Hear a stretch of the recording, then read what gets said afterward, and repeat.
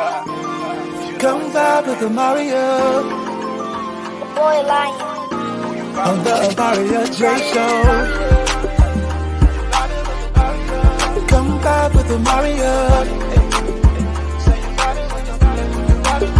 Tune into the queen if you wanna feel blessed. She don't show love, why the world is so pressed. It's the God in me. She don't settle for less. If you're rocking with the king, then you're rocking with the best. Why you rocking with Amaryah on the Amaryah J Show? Welcome to the Amaryah J Show, where Jesus Christ is first, and guess what? He loves you. Today, I am so excited to have as my special guest today, Mr. Bradford Riddle. Mr. Riddle is a former professional baseball player with the Atlanta Braves. He is currently an educator, a coach, and a newly published author of My Life On and Off the Diamond. Mr. Riddle, welcome to the Amaryah J Show. It is so good to have you today. Hello, Mark. Thanks for doing this show. No problem. I have so many questions to ask you. So, needless to say that I am excited to have you on my show today. How are you doing? I'm doing pretty good, Amaryah. Thank you so much for helping me here on your show today. You're welcome. Thank you so much for coming. So, Mr. Riddle, please tell us, who is Bradford beyond the baseball player? Bradford Riddle, born and raised in Chicago, South Side, like I always say. Good upbringing, mom, grandmother, and still values and morals in me. And so I just kept going with it and made a big difference. Oh, wow. Wow. Yeah, you're probably, I know you're going to mention a whole bunch about your mom and grandma, because we have a whole bunch of that in the questions. Okay. Yeah. So, please tell us, how did your love for baseball develop? I know that your uncle played a very pivotal role. So, how did your love for baseball come? Actually, it started when I played baseball at the age of 5 years old. And my uncle saw something in me I didn't see in myself, the talent. And it just stayed with me, and I just continued to pursue it and never lost sight of what I wanted to do, which is baseball. Once I realized and believed in myself that I can do this here, and it just stayed with me, and that was part of my journey. Whoa, that's that. I don't want to say crazy, but it's good to have a passion for something that you love, and that you know that you can actually do it. Because some people, they want to do something, but they feel like they can't do it, which is not true. You can do anything that you put your mind to. But some people feel like they can't do it because they down or insecure or whatever. So it's good to have a passion for something and to know that you can do it. So, have you always seen yourself playing baseball, or were there other sports that piqued your interest? Actually, I tried to play football, but one play getting hit changed the dynamics of everything, and I just said, let me just take the baseball. And so I just stuck with baseball, and then and had a passion for it, and then stayed with it, and made a big difference. So I just believe in something that you believe in, you have to kind of stick with it, and even if it don't work with you right away, no lose sight of that. And so that's what I did, and I just kept pursuing it, and working hard. Good work ethics made a big difference, and so I just took that and ran with it. We have actually had, I think it was football. I interviewed two people on my first episode that I did on this show. Okay. And the second person that I interviewed said that they got hit, and it was like, music is perfectly fine for me. It was hilarious. But yeah, we had two people. You're the second person that mentioned football on the show. Oh, wow. And said football, it just came back to my mind again. Yeah. Yeah. So, did you always know that you would play professionally? Actually, I didn't. I didn't always know I was going to play professional baseball. I just know I was playing semi-pro baseball with my uncle team at age 15. And from there on, I had a conversation with him saying, I'm in high school playing high school baseball, but I know play with grown men, but he said you have what it takes to make it. And so when he told me that, it just stayed in me. And he was always positive with me, motivated me, encouraged me. And I was going to different baseball trial camps, um, the Pirates trial camps, the Cincinnati Reds camps, you know, getting exposure that way. That way the scouts can see, my work ethics and my, my game, and to see, that I was determined. And so by the time I would get back to high school, some of those scouts would come to my high school and watch me play. And so that was the turning point for me right there more than anything. Mm. Yeah, it's when you said that your uncle kept being positive and kept motivating you, a whole bunch of people need that because they feel so negative and they feel like they can't do anything, like how I said earlier, like they feel like they can't do anything. But all of us need those people who are just going to motivate you and keep you positive, because there's going to be some negative stuff in the world and you have to know how to deal with it, because there's different ways how you can deal with stuff. So you just need to be, when there's hate comments or whatever, you just need to be positive and don't even worry about them. So, what was it like playing for the Atlanta Braves? Actually, to me, it was like a dream come true, to be honest with you. And when I say that, playing college baseball and then you getting drafted by the Braves organization, that was like big right then and there. But I decided to go back to school um, my sophomore year and played my sophomore year. Then I signed within the Braves farm system organization and played with them. And so it was a blessing across the board, for my family and for me to get the opportunity to play professional baseball.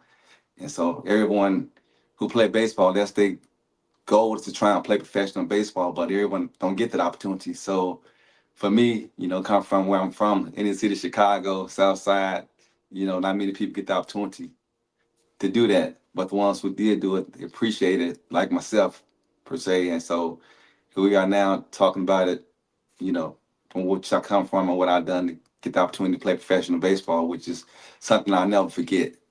And like I always say, it's like having a degree. It's something they can't take away from you. You you done it. Mm-hmm. Yeah. Yeah. You know, to me, sometimes when I did something, I look back at it and I'm like, I did I actually do that, or was that a dream? Because sometimes I forget, but like I'm just like, wait, was I actually, like, I'm shocked. I'm like, wait, I actually did that. Just like how I have my own radio show. I prayed and I asked God, I said I wanted my own radio show. And then when it actually happened, I was like, whoa. Yeah, it was really, it's a really cool experience. It's like you talked it to an existence. That's what you Mm-hmm. did. You talked it to an existence, and God heard what you wanted to do and everything, and He brought it to fruition. He made it happen for you. It was on His time.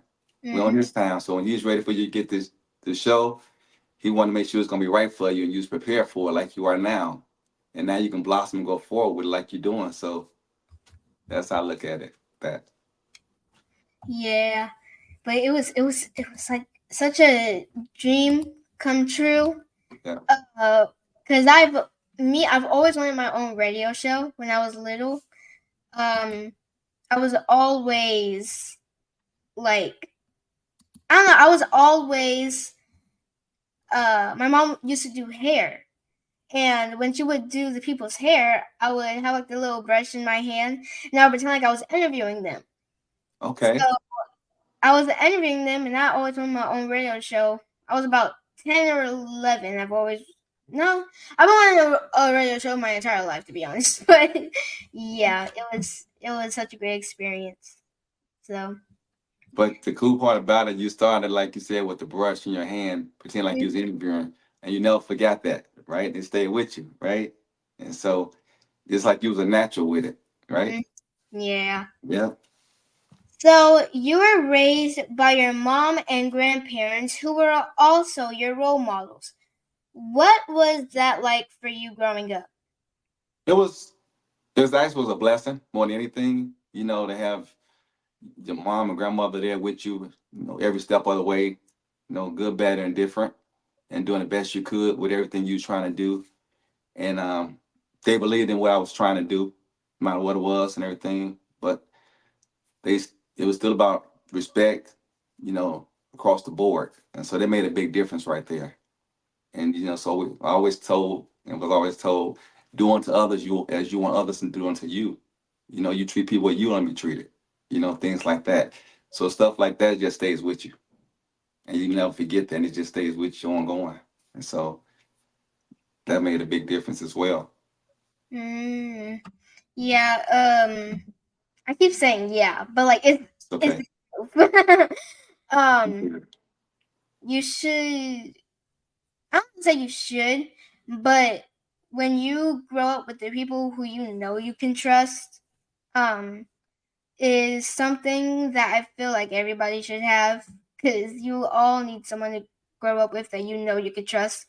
Like my mom and my grandma and like the rest of my family, like I know I can trust. Especially my mom and my grandma.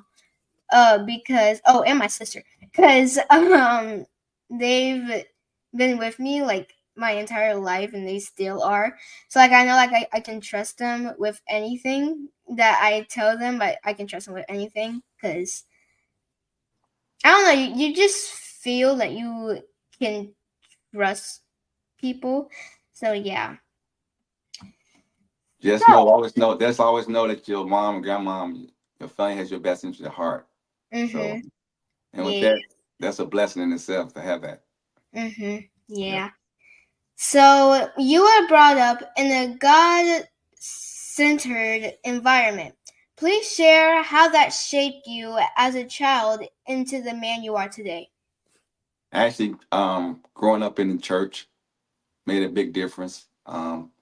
Had to go to Sunday school, then morning service and all that. So, you had that foundation right there that was already instilled in us at a young age. And so, share a story with you. It was a couple of times when I had baseball games on Sundays and I missed church. And for some reason, I would get hurt at the games, right? And then I got smart. So I decided to put my uniform on, my church clothes, go to Sunday school, have a good day in Sunday school, whatever, and then go to the game, have a good game. And then once that happened, it just stayed with me ongoing. And so I had to make some adjustments. Had to get lower his time. Whoa. Yeah, because that was actually a really smart move. That was Yeah. that was really, really smart. I wouldn't even think of that at all. Yeah. Yeah. Made a So difference. you are an educator in the Gwinnett County school system in Georgia. What made you pursue the education industry? Actually, when I was playing baseball and I decided what I wanted to do after I got out of baseball, because you get to a point you're not playing anymore. It's okay, so what's gonna be next once you get through? So I always want to work in a school setting. My mom was an educator for back then, and so I decided, you know what, try this here. So I did. I found my niche and everything, and I just stuck with it. Working with the students and everything. And so, like now, I'm currently working in the school system, in the PE department, working with K through 5. And the good part about it, when I'm in there, it's like I'm coaching, but not coaching because I'm always looking for talent, to see what these kids can do, whatever, who can throw. And I try to make sure they're doing things the right way in there, so because you never know what can happen down the line with them playing a sport or whatever may be the case. And also motivate them and encourage them to, you know, stay positive and to you know, stay the course. Mm-hmm. Yeah. Yeah, you know what? I used to always, when I was little, I was doing schoolwork one day, right? And my teacher that I had at the time, I think it was in first grade or second grade or third grade, one of the two, one of the three. Sorry. The, my teacher and all the other students. It was like a class time. She had asked, "What do you guys want to be when you grow up?" I said a teacher. Now I don't want to be no teacher. But it's the truth. I don't want to be no teacher now. Mm-mm. At least It's you're too, honest. it's too much work. It's too much work. It's too much work. Because I'm a child at school. I don't want to be at school while I'm an adult. No, thank you. Well, at least you're honest. That's good. Yeah. So, Mr. Riddle, you're currently a coach. Please tell us about the team that you coach. Well, what I do, I teach kids individual lessons and just teaching the fundamentals of baseball and just trying to help them prepare for what they try and do when they go back and play ball with their teams, whatever, and just try to show them the things I was taught when I played the game.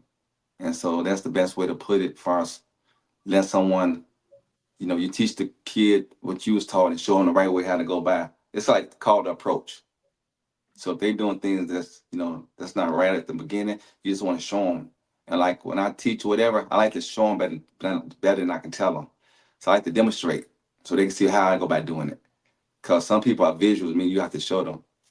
And some, can catch them like this. But for me, I rather just show regardless. And then all of a sudden, once you show them, they can catch on much faster. So that's how I like to really teach and show them when I'm working with them. Yeah, cause I'm in jujitsu class, so like Okay. it's a form of karate. So my sensei, they always they show it first. That way, like when the student does it, like when everybody does it, because we all get paired up with other people in the class. So when we do it, they can like tell us like what we made a mistake by and stuff. And I'm like, okay, I like it better when they do that, because you have to uh, show them how to do it first so that they know what they're doing. And after you do that, then they'll, like you said, be able to catch on quick. So yeah. So your book, My Life On and Off the Diamond, chronicles your life journey from your childhood to adulthood and leaves an inspiring impact of how hard work and dedication can lead to a successful path. What inspired you to share your story? Actually, my grandmother inspired me to with the book, inspired me to write the book. Actually, from coming up, I told my grandma I wanted to write a book, and she asked what was the name gonna be called, and I told her it should have been me. She said, "What should have been you?" And I said, "I don't know." And then we just like left it alone from there. And then many years later, she brought the story back up to me, about the book and everything.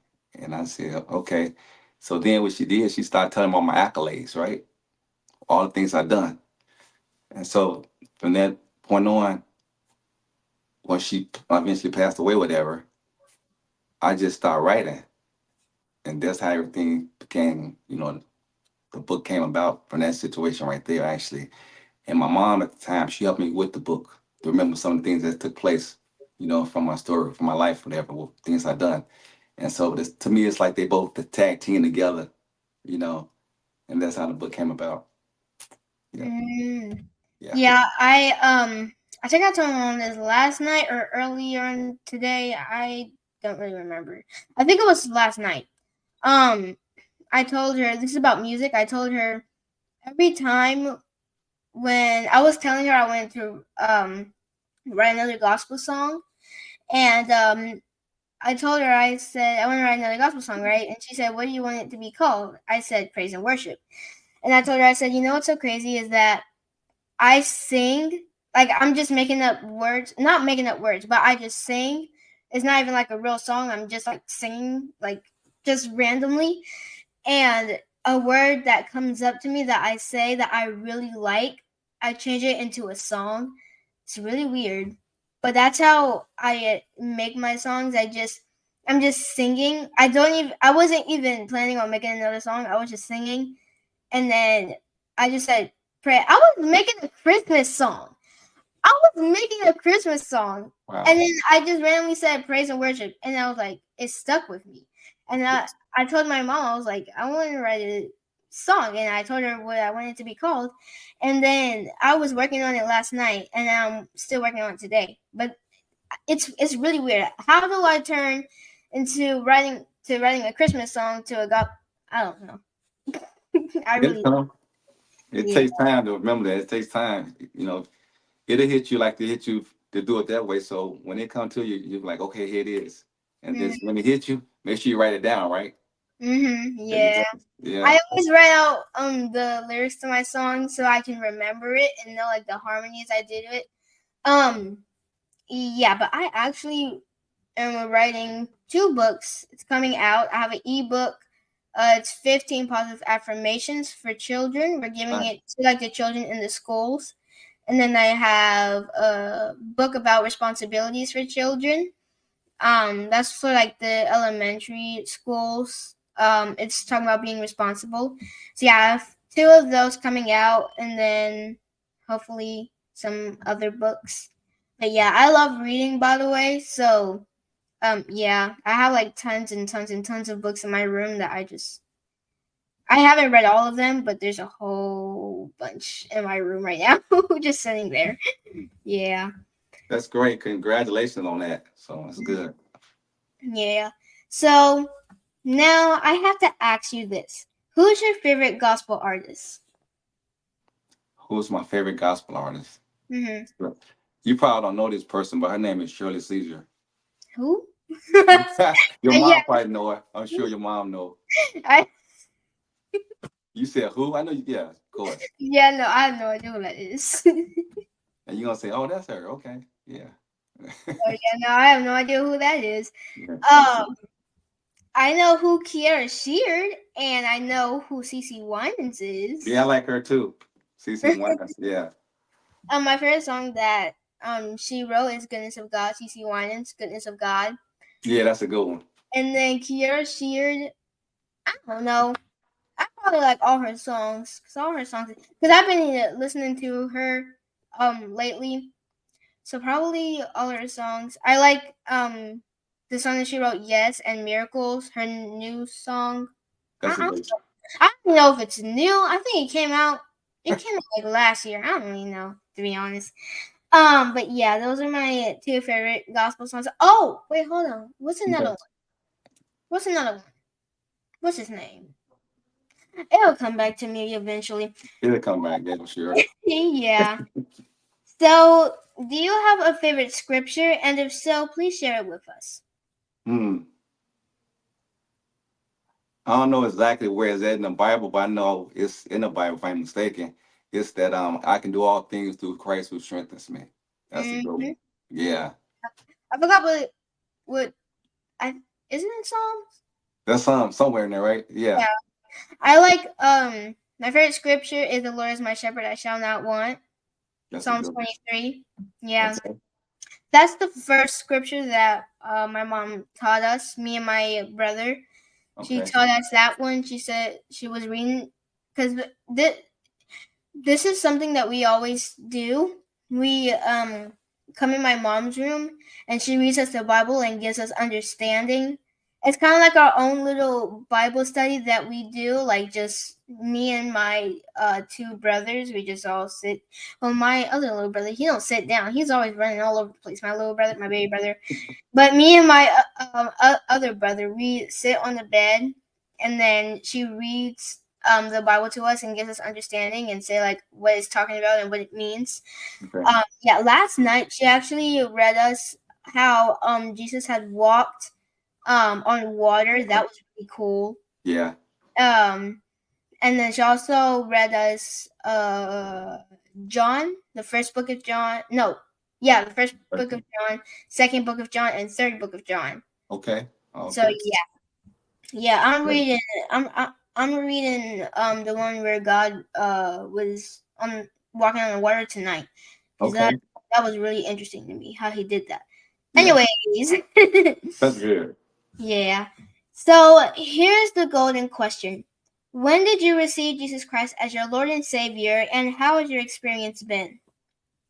Actually, I received that when I was young, and it's been great, and it's continued to be great, going great for me, which is a blessing in itself, you know. Because remember, we can't make it without Him, you know. No matter Mhm. what you're doing, we can't make it without Him. So, you know, in your journey, everyday walks of life. So, you know, He knows better than anybody. So right then Mhm. and there, so Yeah. that's a blessing in itself to know that. He's the reason why we're here on Earth today. That's right. Yeah. I gave my life to Christ. I was 11. Okay, I can't make out what month it was, that's but okay. I know I was 11. I know I was 11. I don't know. Um, ye- I got baptized around August, and I received Jesus Christ. I don't know. I want to say I don't really know. I'm gonna have to ask my mama that after this. To be honest, yeah, I know I got baptized around August, but I can't make out the month that I received Jesus Christ. I don't know what month that was. I think it was around. I want to say July or June, one of the two, I think. But yeah, I can't. I don't really remember. It But you know the was. good part about it though, that you did receive them. So that right there is, is a blessing in itself, correct? Yeah, Yeah. makes a difference. Yeah. Yeah. So currently, who are some people that inspire you? I would like to say the people that inspired me was most like my mother, grandmother, my uncles, my brothers and sisters, and some friends of mine that was really close to me that inspired me. So Mm, yeah. yeah. Some people that also inspire me is my family also, like my mom, my two brothers, and definitely my sister, because me and her, we always like joke together. I was talking to her today, by the way. She's my older sister.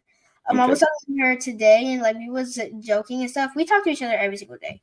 Yeah, we have a really close relationship. That's good.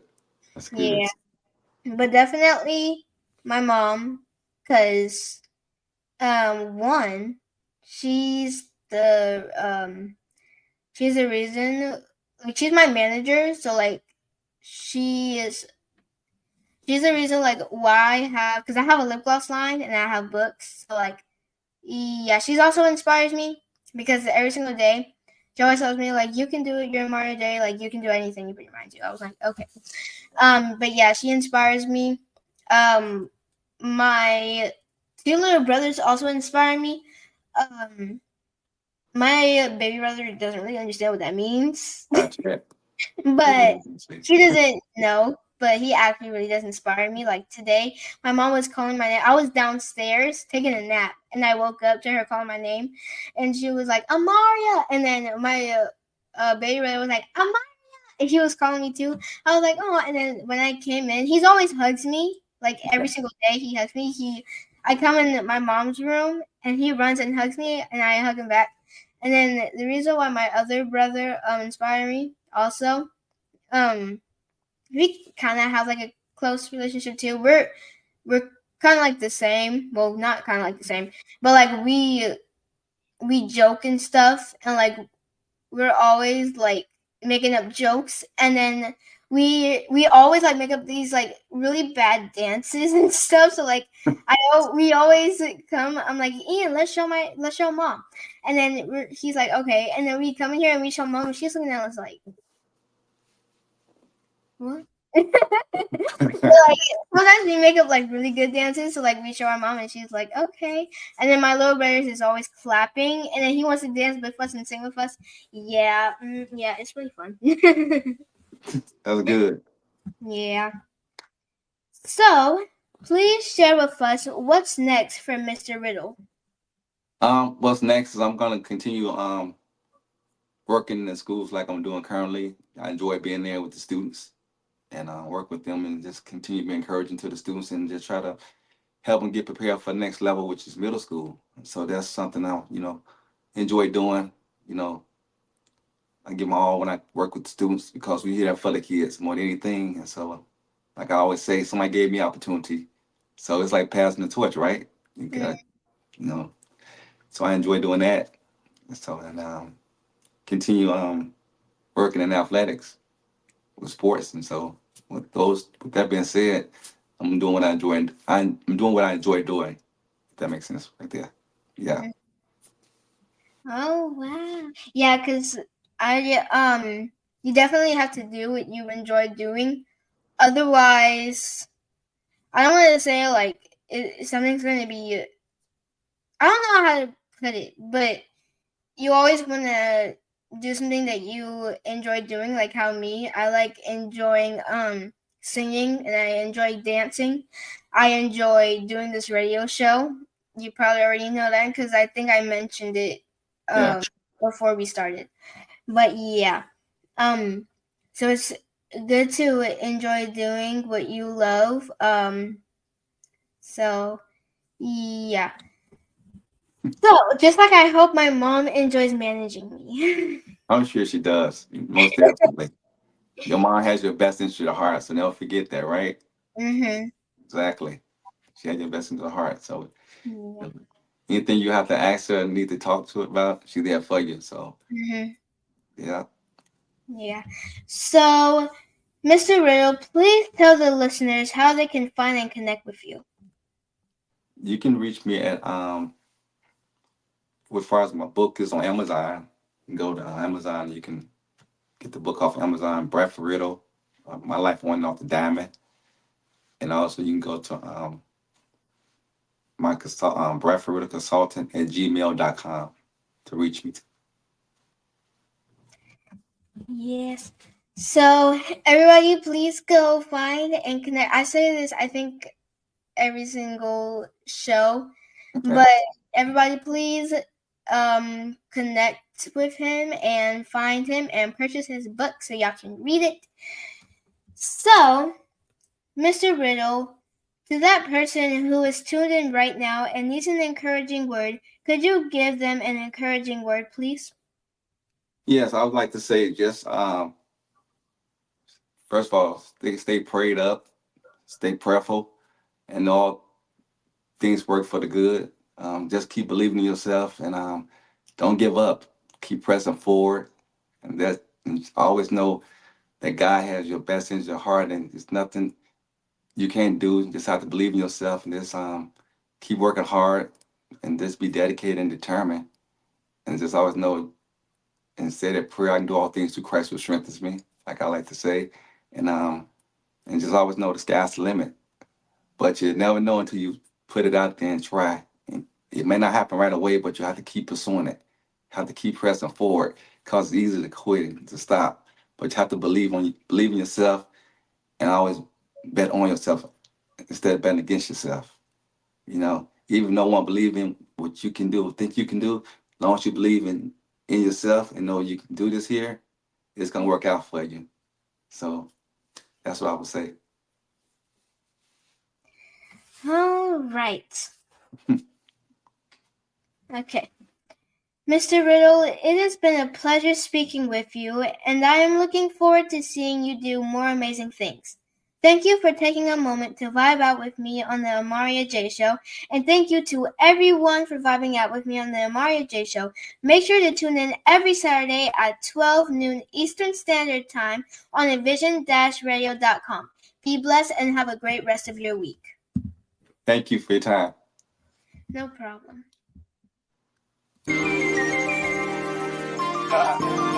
Come vibe with Amaryah Boy Lion.